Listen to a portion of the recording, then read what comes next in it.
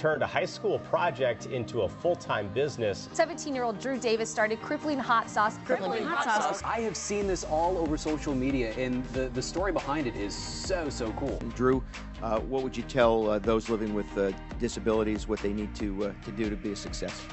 Live your life like a story, one page at a time, and just continue seeing what you could do. If you fail, it's okay. If you don't, you're a legend.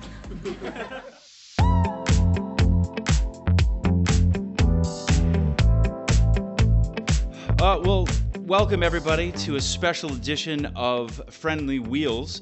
We're here today to tell a really cool story about two guys who have connected and are flipping the script on the hot sauce game, and a really cool origin story that we want to share. So today I would like to introduce Drew Davis, the owner of Crippling Hot Sauce, and Robb, co-founder of the Angel Group.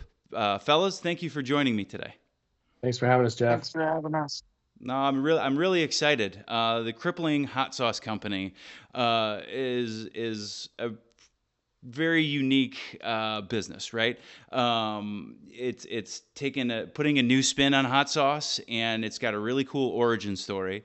So I'd love to just jump in and just talk with you, Drew, a little bit on the history of the Crippling Hot Sauce Company and how we've gotten here today. So first, can you just tell me a little bit about just life prior to the Crippling Hot Sauce Company and just kind of a bit of your story?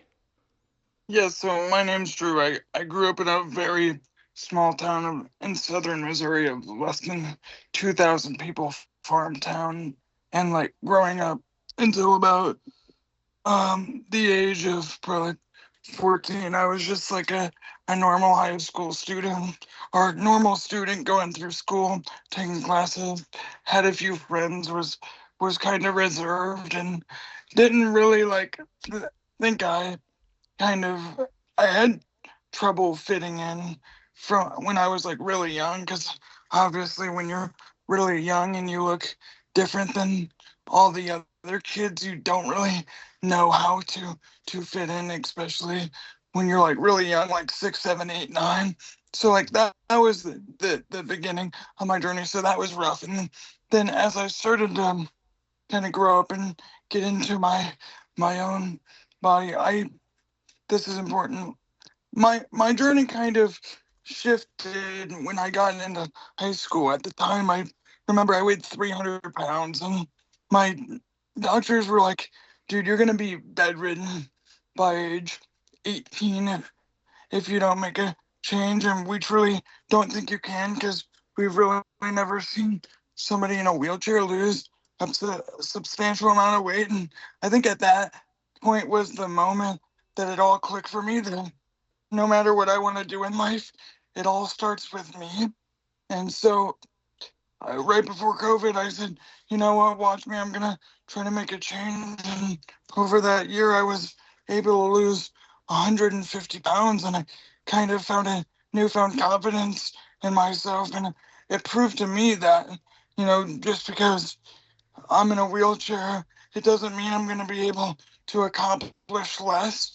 It just might be a little harder, and I have to think through it a little bit more. And so that's kind of how I got a fan of hot sauce, and was started to really get a love for it because it's the lowest calorie condiment. And the next year, it just so happened that a mock business plan that was due in 2 days, where I had to present the business plan to my class. And at that point, I was like, crap, what am I gonna do? It's due in 2 days. And I'm like, I look down, I look at myself, I'm like, oh, I love hot sauce, and I love making fun of myself. Let's do Crippling Hot Sauce. So I built this whole plan about how we're gonna reshape the disabled community, like the perspective around it, through humor, and donate 5% to cerebral palsy research.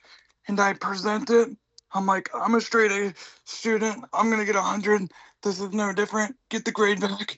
It's an 82. I'm like, I wonder why.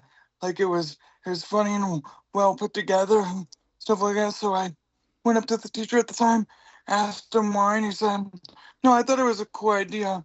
Just thought it was unrealistic and not something you could pull off. So I used that as motivation, turned it into a real business. Last year alone, we sold over 200,000 bottles on the mission to show that no matter your situation, anything is possible.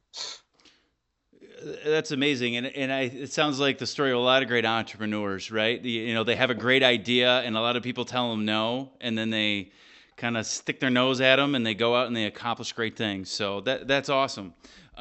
So when you were launching this business and really kind of getting things going before you and Chris connected, what were some of the initial challenges that you faced just getting up off the ground? Yep. So the initial challenges I faced, given my age, I was 15, 16 at the time. I couldn't even like the basics. I couldn't even get a business bank account until about the age 18. So at the time, my parents were basically on every account, and because you're young, and in my small town, entrepreneurship is not normal. So we have small town banks, no real none of the big guys that are used to that, just like one-off branches, and so they weren't used to it either, so they didn't know how to handle it. So that was one, and the second one is I started Crippling with $3,000 of my own money that I saved up from Christmases and birthdays and stuff growing up, because I knew like I didn't really need anything. All my necessities were taken care of, and there was always something in the back of my head, like I didn't know what I wanted to do, but I always loved the idea from a young age of betting on myself, because growing up, I always knew what I was capable of.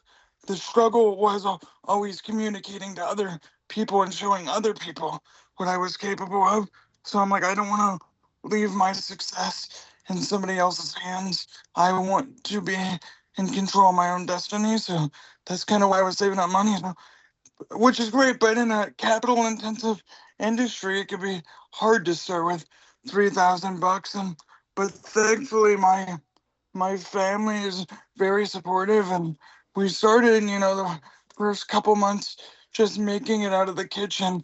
And I remember like when it all started to blow up, the music teacher at my school got wind of my story and decided to email every local news station in the area, and they ended up all picking it up because they thought it was fascinating. And from there we got some traction and into some local retailers and into more festivals, and just started picking it up from there. And word of mouth and social media success has kind of driven our fire. Thankfully, given the capital constraints, we haven't had to spend much on marketing, just because the way TikTok is today, it's been very favorable for us. And we've been able to inspire millions of people with close to zero marketing cost. I love that, right? It's the guerrilla marketing, right? I also love, it's like, I don't need socks. I don't need I want seed money for this business. That's what I want for Christmas. That's pretty cool. Tell us how you do the whole process of developing the flavors and the sauces, and how you decided on those recipes. Yep. So this is an interesting one. I remember like when I wanted to do this, I had no idea where to start, and I think that's like a lot of people struggle when it comes to entrepreneurship.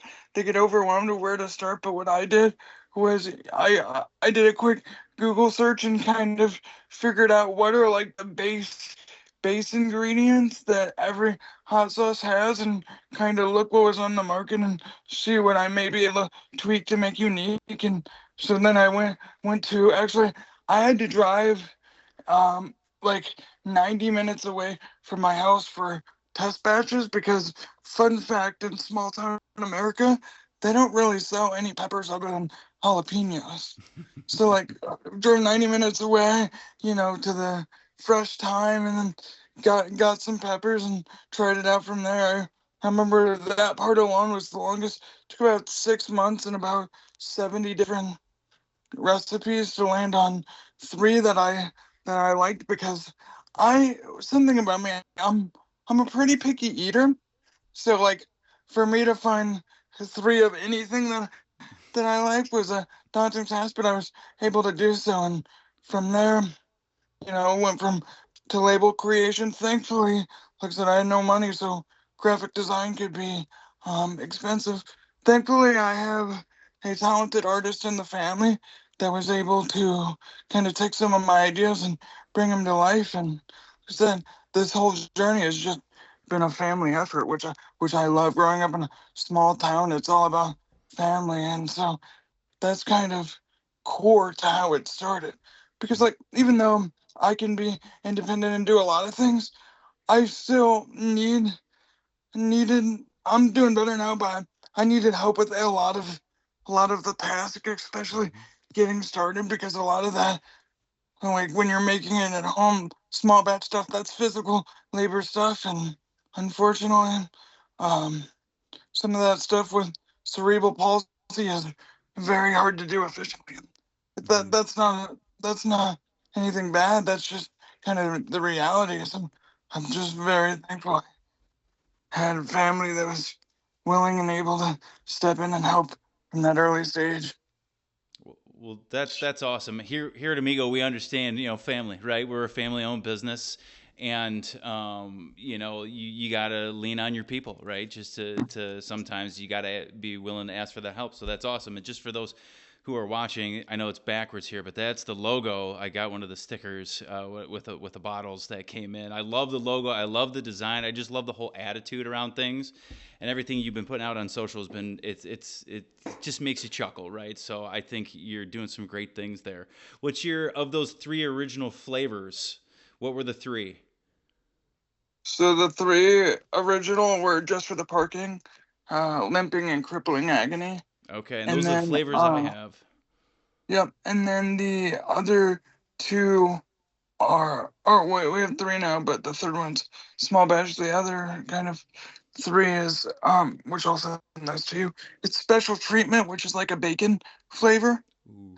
and life's a beach, which is like a sweet teriyaki, and we also have a ghost pepper palsy because I realized after launching 5 flavors, being called being named Crippling, you got those very like those niche hotheads that just really actually want something crippling. I named it that because I thought it was funny, and then like hearing people's feedback, I was like, oh, I guess that could mean hot in the context of hot sauce. So then I like scavenged up a super small batch ghost pepper sauce that has been doing pretty well for that demographic. So yeah, Nice. What's your favorite flavor? my favorite flavor that I use every day is either the medium, uh, the hot, or the special treatment.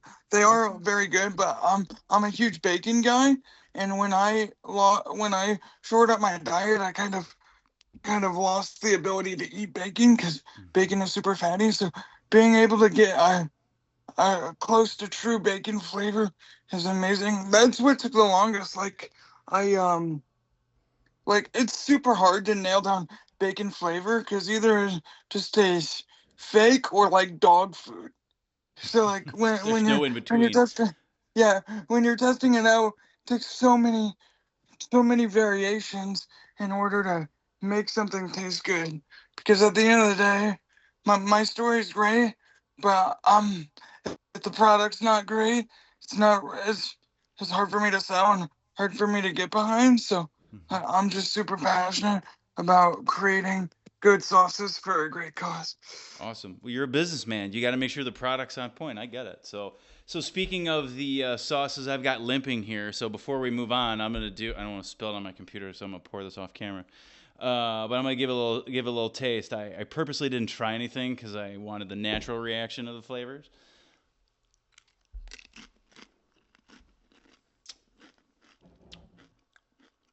I like it. Got a nice zing to it. The limping's pretty good, and maybe a little lime flavor. It might be the chip that I'm Yep. eating too. I don't know. It's Okay. it's lime and serrano are like Oh, okay. Yeah. kind of Nice. the two things that are probably forward you the most. That's It's awesome. very Yeah. And it lingers. It still has a nice little bite to it. I like it. So, Chris, little switching gears here a little bit. Tell me a little bit about yourself and the Angel Group. Yeah, absolutely. We're, I kind of grew up in the grocery retail industry, and it's like more or less our family business is, really kind of natural products. I have worked in this industry my whole life, and at some point in my career, I decided that spending more time in investing in the early stage brands like Drew and what he's building is kind of where my passion is. And so we have been building a platform called the Angel Group, which is really a syndicate of members that are like-minded, that are all passionate about this business, about food and beverage, and investing privately into these companies. The membership is really made up of folks that also work in the industry, like myself. That was kind of the whole premise. Was, my skill set is really sales and distribution, but not necessarily finance or manufacturing or supply chain optimization, things like that. So the idea was probably better collectively as a group to be able to invest in these brands, just given the different expertises, and grown that community to about 250 plus members today, which is pretty cool. I think we've invested in 28 deals so far in the last 2 years. Been part of some really cool deals like Papi, which just sold to Pepsi for $2 billion, and Siete, which just sold to Pepsi for $1.2 billion this year. So those were a couple nice wins. Got some other great things in our portfolio, like Bachans, which is a Japanese barbecue sauce, which is part of kind of how I think Drew and his cousin Josh sought me out, was for my involvement in that. And then Bubble Skincare, Goodles, or some other cool brands. So like our whole position is we want to bet on the next great brands, the next breakout brands, and we invest really early so we can generate really great returns, software-like returns, if you will, in this business by making those bets, earlier than other venture capital, will. So that's kind of how we're built. And then we're also raising our first fund, our inaugural fund, I should say. So kind of an extension of what we do. There's a difference between opt-in capital, so it's like a angel that wants to be kind of more actively involved in the process, and more passive capital, which lends itself to more of a fund or committed capital. So putting together a pool of 30 million right now to do that work. And I've got 2 kids. I live in Saginaw Township. I've gotten to know the Amigo family because I also have a condition called spinal muscular atrophy. And so I'm a little bit, later to kind of experiencing, mobility challenge. I'm still ambulatory, but I do rely on a chair now. Anytime I travel, anytime I do a trade show, and really just think it's a degenerative disorder that I have. So, I'm constantly contending with that uphill battle. And when I first got connected to Drew, I just was really inspired by his story. I know how tough it is to build a successful career when you're, also up against, stuff that can stress you out on the daily, that, other folks don't necessarily have to deal with or contend with. But I also know that that's a superpower, and I've learned in my life that, when you're constrained in one area, it's kind of like when you lose one sense and your other senses get heightened. I just know from my own personal experience. And so when I first met Drew, I just thought, this is a guy that's a dynamo. He's self-deprecating. He likes to make fun of himself. That's a really good kind of humor that translates really well to social media. I really know the food business. So I felt like I could really be helpful to some of the growth, expansion plans. And it just was a really easy choice for me I've never gotten to support anybody who also cares about, who also deals with being physically disabled, but also wants to champion that community. And so for me, it was really, it was such an easy choice to say, what can I do to roll up my sleeves and help add value? And so we've been doing that now for the last several months, and just couldn't be more thrilled to watch Drew, continue to reach people with his message, with his story, with his purpose, and just line up behind him and do whatever I can do with my experience to support him. Absolutely. So I know you touched on a little bit how you guys first got connected, but Drew, can you guys kind of tell me a little bit more about how that all kind of materialized? Yep. So from my perspective, what happened is, so up until about, like the last 6 months, my cousin has really stepped in and sort of started to help me, because as I got bigger, it was kind of difficult for me to juggle all the tasks. And thankfully, my cousin Josh also has some sort of experience. But when we were thinking about, the next stage of crippling and trying to send it to the moon and become this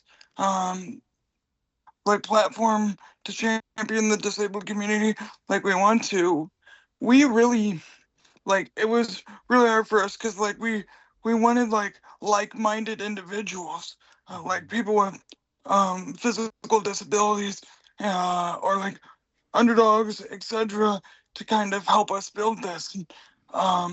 So we started to do, research, and Josh, I remember, told me about this guy he was following, named Robb, that just so happens to be a early stage investor in Balkans and a few others that has a physical disability. And I'm like, oh my God, that would be perfect. So I think we sent him a cold DM on LinkedIn, and he got back to us. He's like, oh my God, this is awesome. And the rest is history. We've been chatting and working together ever since. Well, and from my perspective, I get a lot of cold DMs on LinkedIn, as you can imagine, when you write checks into businesses. Yeah, everybody's like, "Hey, if you're opening up the checkbook, yeah." There's a lot of people that need money and want money, and so as soon as you market yourself as an investor, people tend to seek you out.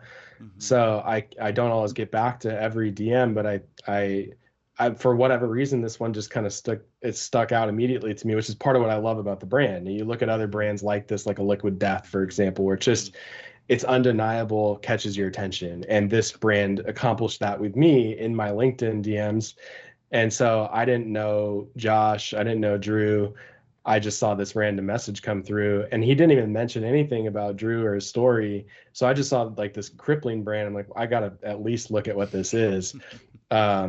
And frankly, I didn't even Google the story or anything. I just kind of asked Josh, like, what is this in LinkedIn? Like, it's interesting, at least enough to ask the question. Yeah. And that's when he said, my cousin, he's got CP, he's building this brand. And as soon as he said those 3 sentences, I'm like, I'm in, like, sign me up. Like, I haven't met another founder that's in the food and beverage game, which I play every single day, mm-hmm. that has such a challenging physical disability. And I think that shouldn't be the case. Maybe I've come across one, maybe two others. Neurogum is one that comes to mind. Can Do is one that comes to mind, right? I never connected with those founders directly. So for me, I was really kind of excited just to meet somebody who kind of looked like me, and in some degree, like I could relate to. And yeah, it was a pretty easy sell, I guess. But the other reality is, it wasn't just that. It was like, now, like, we've got some sales, man. Like, we're cooking. It wasn't like a pre-revenue idea that was just an idea. It was like, no, we're selling, millions of dollars of a business. We've sold a lot of bottles. We are building this whole marketing platform.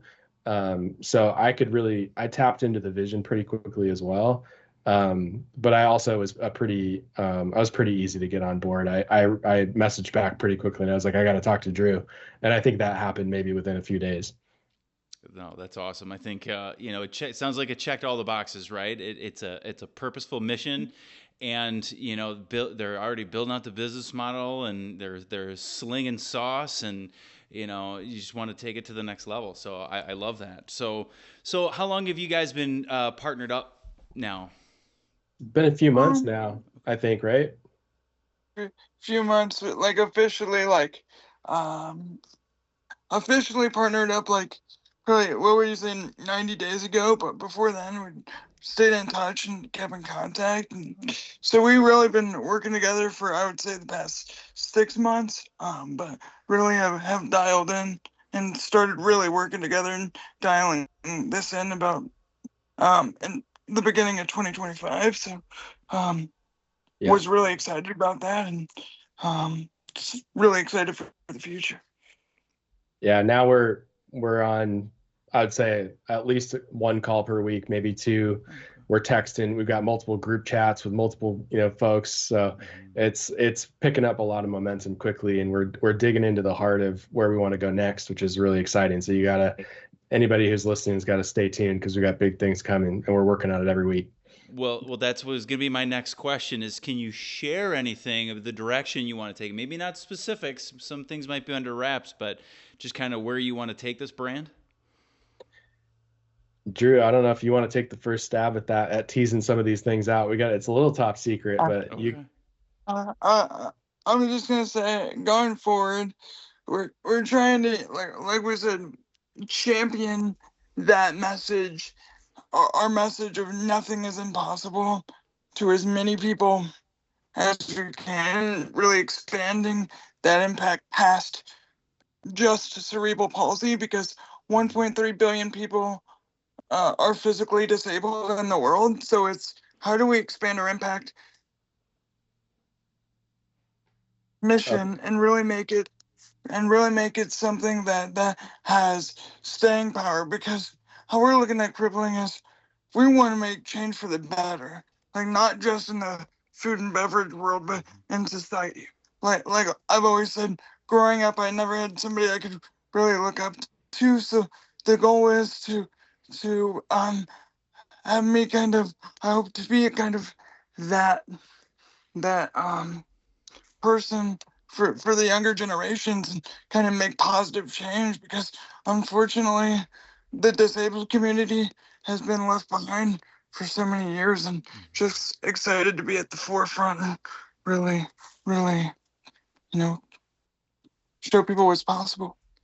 Yeah, I would say one other thing is part of our mission, and this is for ourselves as well. Like, we need more people that look like me in venture capital. We need more people that look like me that run hot sauce companies. We need more people that look like me and Drew that want to do anything they want to do, and they need a community that is there to support them. And so the bigger mission that we're trying to accomplish as a brand and as a company is, we want to champion those stories, want to create opportunities for people to go have amazing experiences.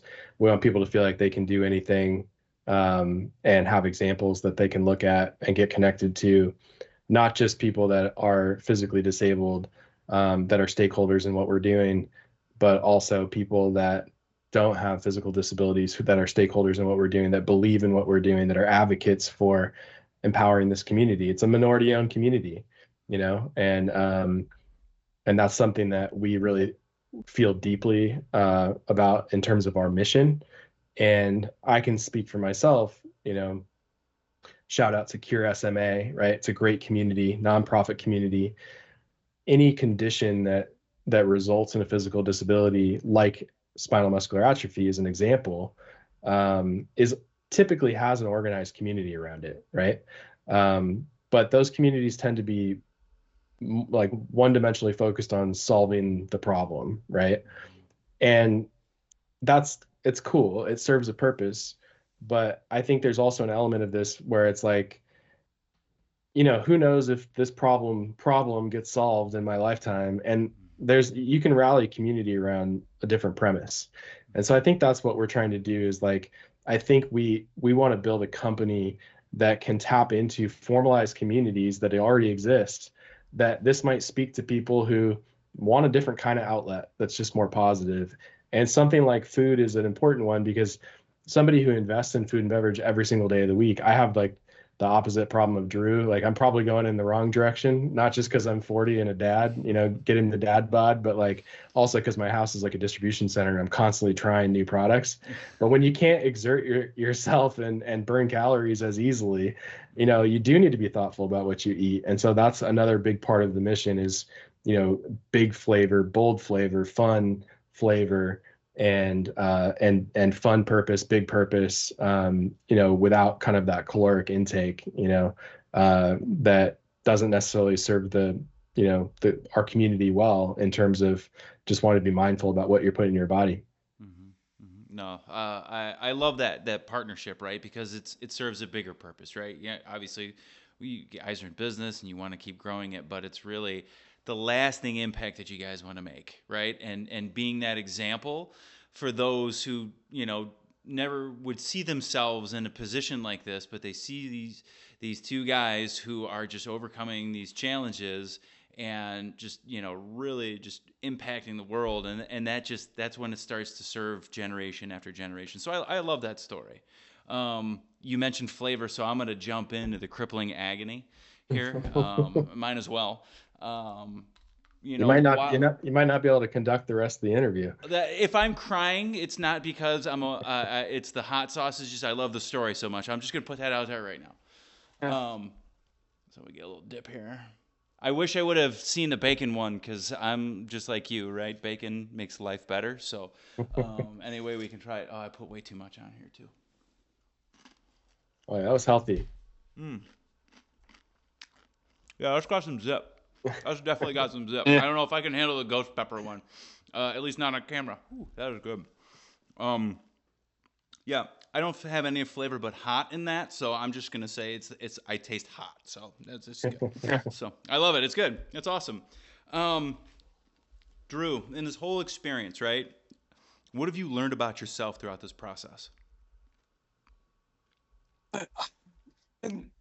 I've really learned that like I get really inspired by seeing other people happy. So that's what's really kept me going. Is I share my story and make all these sauces, and to see people's feedback about how they love the story, love the sauces, love the mission. Like that's what keeps me going, and then even more the fact that people are saying like I started selling my products at the local farmers market because of you. I was like scared to start doing it because I had a disability, but because I saw you, it really inspired me. So I learned what I've gotten inspired by, and I've really learned how to kind of be in touch with my emotions and share those well, because when I think about how I want to articulate social, I want to show the real raw reality of building a brand. So it's really building this has really taught me to kind of be dialed with my emotions and know how to communicate. It's been a like that's always something from a young age traditionally in school that I struggled with, but through this it's kind of made me like broaden my horizon, has introduced me to many people, because it's hard to believe, but growing up I was the quiet kid in school because there wasn't like many people that I felt comfortable talking to, even though I can hold a conversation and be funny and my personality's great. It's like just that barrier is awkward. Like you see, people playing football and people doing that. But I've really learned even more than when I first started that, you know, people, even though ours is more like obvious, everybody struggles with their own kind of issues. So like just because we're physically disabled doesn't necessarily mean that other people aren't dealing with like-minded things that aren't as physical. So I think I've just learned that everybody is more similar than we think they are, and so it's always also been a powerful thing. Yeah, I think it's tack onto that. Like, I think that's a really important learning, the last part. I mean, we know everybody's got their challenges, right? Like it's just the way it is. Ours are visible, and that creates a different dynamic. I think one thing that we locked in on recently is, we really want to champion the underdog, but we don't want to champion every underdog because everybody's an underdog, and we don't want to be, try to cater to everyone. So I feel like we're deeply committed to just wanting to build a platform where people that do have physical disabilities can really be part of this community. And that's the community that we want to champion in terms of that's the underdog that we want to relate to, and inspire. But mainly just because we don't want to be kind of everything to everyone. So that's a big piece. And the other thing I'll say is like, it's just expensive to have a physical disability, like you can't rely on insurance. I think a lot of my motivation to be successful, especially having a wife and 2 kids and being the sole provider for the household, is like it's expensive, right? I like to fly in first class or comfort, because extra leg room is meaningful to me, not because I'm bougie and I have to do that. And I think That's that's just like, an added thing, right? yeah, yeah, but like Yeah. that's something that Drew and I talk a lot about. It's like it's just freaking expensive to be disabled, man. So Yeah, Well, that's a great point, Chris, because I'm actually flying on Thursday, and I always say it's like with wheelchairs and flying, it's almost like roulette whether when you land if the chair is gonna be okay or not. So that's always like kind of front of my mind, but I think it's funny. yeah. well, you guys actually bring up a good point. I know as a country and a society, we've come a long way over the years from accessibility and just kind of flipping the script on how you think about those limitations. But we still have a long way to go, right? I mean, if there was something that you wanted to share with the community about that subject, about things we need to think about as we move forward as a society, what would that be? I think Oh, that, that's ADA a is lot. ADA is 1991. You guys have been doing this since 1969, right? As I recall. 68. Yep. I mean, that's crazy. ADA is 1991. I mean, this is one of the youngest civil rights movements there is. Mental health is the youngest civil rights movement, in my opinion. But physical disability is young, and I think that I think awareness is everything, and I think just don't look at people because they're different, and think that they are not capable, extremely capable, sometimes more capable, and most of the time more capable, especially in certain areas. So I think just the biggest thing for me is just treat people like you want to be treated. I mean, it's not. It goes back to very common values, but I think empathy is probably the what the world needs more than anything right now. Just meet people where they are, be real, be honest, don't try to you know like when you see somebody that's got a physical disability, don't stare at them, don't look at them differently. Just like, I think just approach with empathy, just the way that you'd want to. And for me, I think that's a big message. It's why I want to champion. It's why I say, like, I'm joking around when I say being disabled is expensive. I'm not really, it is. But I think the point is, like, in my experience, people treat you, there's some people that treat you differently, I should say, that basically look at you and determine like you're probably not ever going to be as successful, or the your income is just statistically speaking going to be lower. And I just think that's BS. And so I think that there's a lot of badass people that have physical disability out there. We're going to champion those stories, and we're going to make more of them. Yeah, I love that. Yeah. Yeah, and that on I think that's really important. Like to realize that because growing up, people just always assumed I was paralyzed. But something also super important is there's disabilities just like anything else come in all shapes and sizes. So just because somebody somebody knows somebody with cerebral palsy and this is how they treat them doesn't mean that's how you go up to somebody else in the street with cerebral palsy and treat them the exact same way, depending on how you treat them, because everybody has different likes on what they like to do or stuff like that. So I think that's also an important topic is disabilities come in all shapes and sizes, and just because you're in a wheelchair doesn't mean you're necessarily paralyzed, because I know that's a common thing that people think.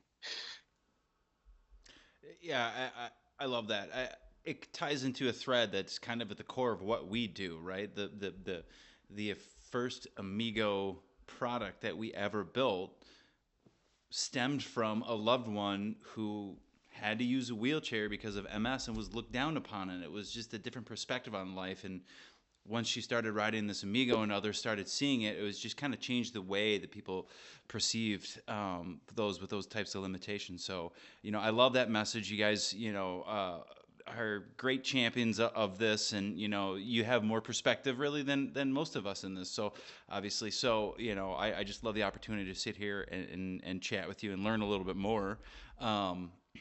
Is there anything else either one of you want to share with our audience, or a message maybe we haven't touched on that you think is important?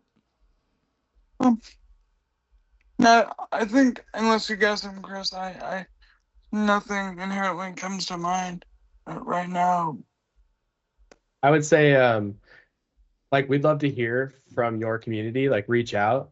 Would love to hear your story, what you're building, what you're doing, challenges you've faced. Just think we want to build a community and build a group of, folks that may be up against similar challenges or can relate to this. And I think we're just trying to foster entrepreneurship, underdog stories that relate to our story. And Drew is a rock star. I'm not I live in Saginaw Township, and I have a pretty low key life, but Drew's getting going viral on YouTube every single day. So I think we really want to build a platform that can champion cool stories. And so I would urge people to just share their stories. And then the last thing I'll tease out is we're probably going to be at some point building I don't know, I wouldn't call it a WeFunder, but some type of crowdfunding campaign where we can get stakeholders invested into our business at a really low entry point, because we want people to be able to champion and wear this brand and wear the colors and wave the flag, right? And that's really the long-term goal. So yeah, those two things, just it's all about community. Everything that we're building it's strength in numbers. And I think the brand that we want to build is everything that we're talking about that we want to represent, and creating more opportunity for more cool people to come up and share their power. Awesome. All right, Yep. Drew, sorry, but didn't mean to cut you off. No, I was agreeing with Chris. I think for sure it takes an army to create change. At the end of the day, we want to be a brand for the people, for the people we're trying to represent. So getting those people involved as much as possible is going to be core to the brand going forward.